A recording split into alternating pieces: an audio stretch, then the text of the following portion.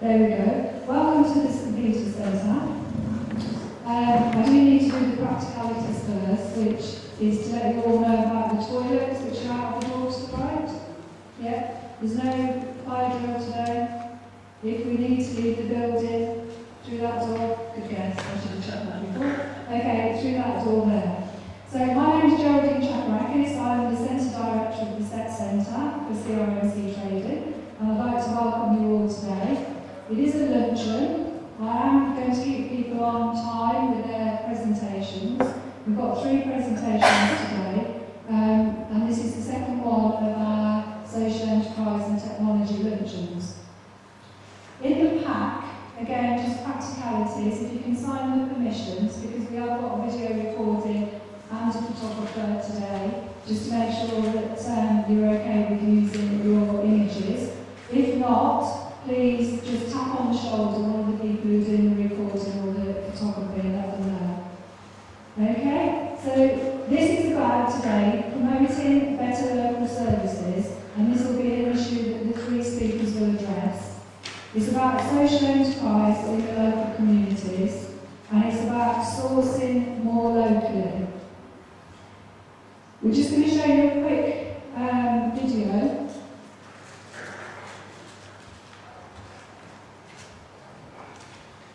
Just to give you an overview of what we're doing at the moment at the SET Centre. What I'm going to talk about today is what I touched on a little bit at the first luncheon, but I'm going to be more specific in regards to services that operate from the local community. And as I said, as the video talked about Hillfields, what I will share is a little bit around how buyers and suppliers can connect much more effectively within Hillfields and the role the centre plays in supporting these 2 parties, if you like, in terms of transactions that they make.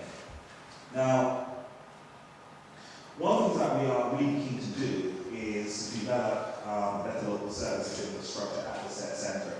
And what that is about, as I said, is about the use of technology in connecting buyers and suppliers together.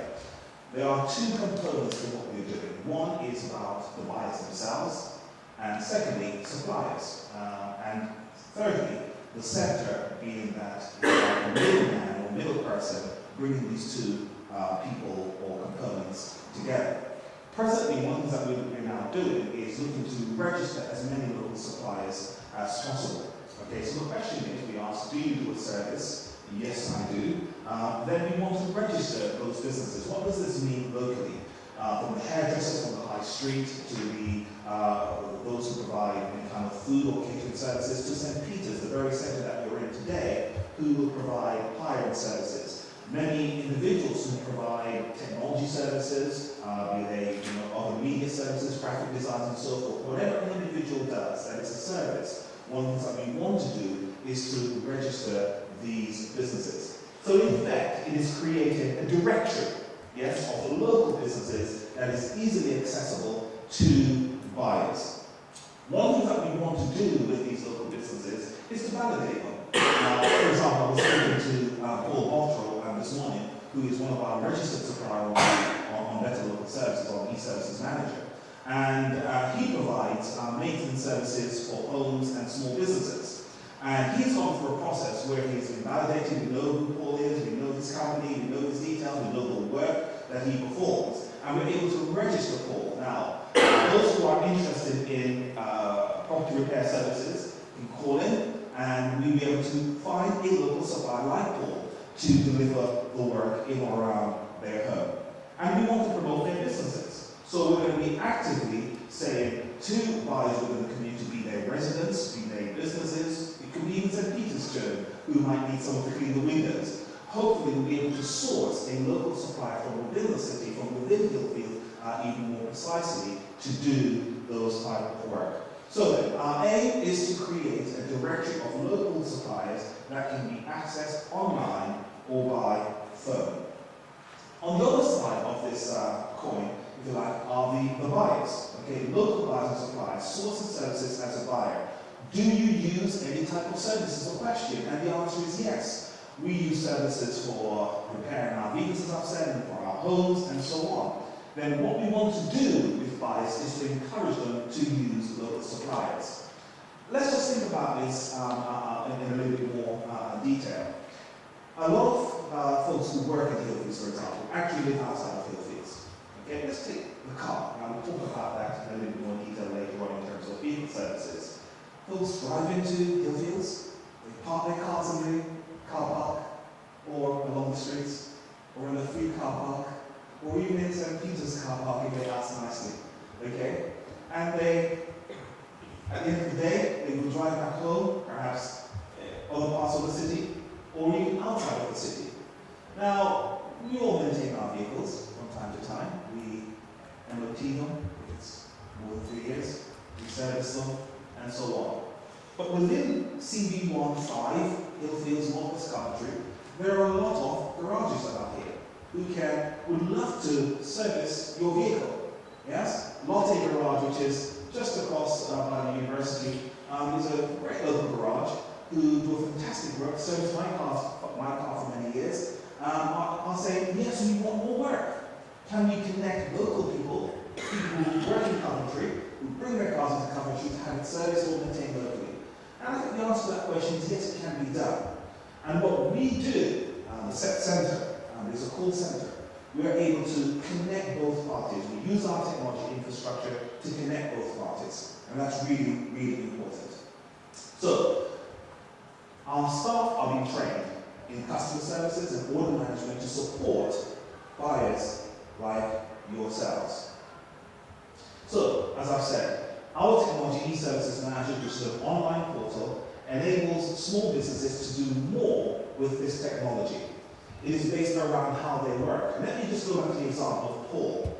Now, Paul, if someone says, "Well, I need a quote.